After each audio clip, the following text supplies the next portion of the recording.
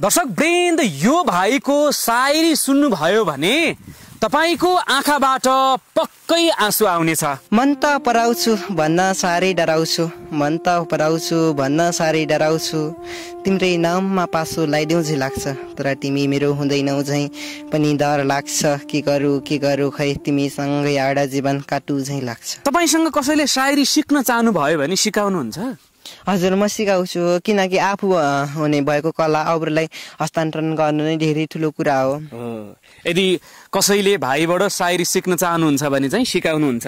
हजुर, म सिकाउँछु। जन्म दिने आमा हुन् भने कर्म दिने बाबा, जन्म दिने आमा हुन् भने कर्म दिने बाबा, अरूको ऋण काटेर मलाई पढाउने मेरो बाबा, आमाले चाहिने सबैको निमेक गर्दै एक मुठी कोडो पिठो माग्दै पढाउने मेरी आमा, बाबा चाहिने हरेक दुःख सङ्घर्ष पीडा भोग्दै अनि मेरा लागि ऋण थाप्ने मेरो बाबा।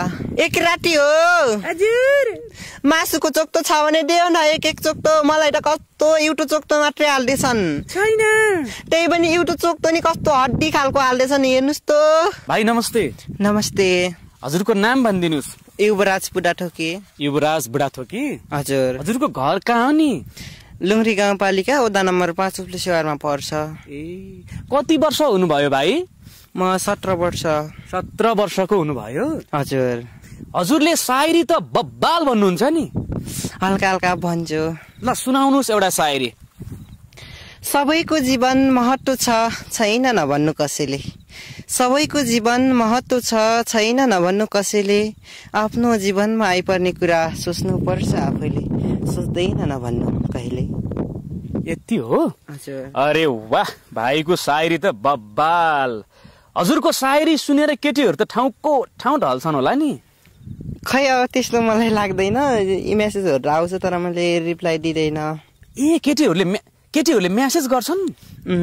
4-5 जनाले त गरेको थिएँ तर मैले चाहिँ रिप्लाई दिएको छैन। अब केटीहरूको लागि एउटा सायरी सुनाइदिनु पर्यो। दुःख दिन्छु भनी यो घरमा फर्किन आऊ, दुःख दिन्छु भनी यो घरमा फर्किन आऊ, सुखमा पाल्छु तिम्रो बाउआमा भन्ने सोच लिएर मेरो घरमा प्रवेश गर, अनि मात्र यो घरकी लक्ष्मी हुनेछौ तिमी। दर्शक वृन्द, यो भाइले सायरी नि अन द स्पोट भन्नुहुन्छ के?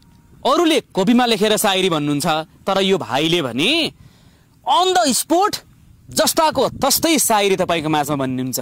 नपत्ता ल एउटा सायरी भनिदिनुहोस् त भाइ। हरेकले सोच्छन् त राम्रो छैनस् भनेर, हरेकले सोच्छन् त राम्रो छैनस् भनेर, तर आफ्नो मनभित्र निहालेर हेर्नुपर्छ आफैले। हरेकले भन्ने गर्छन् मेरो बारेमा कुरा काट्छन्, आफन्त नै हुने रहेछन् दुश्मन भनेको, तर मेरा लागि भगवान मेरा बाबा आमा नै हुन् मेरा लागि महोदय। अरे वाह, यस्तो सायरी भन्ने मान्छे तपाईँले कहीँ भेट्नु भएको थियो?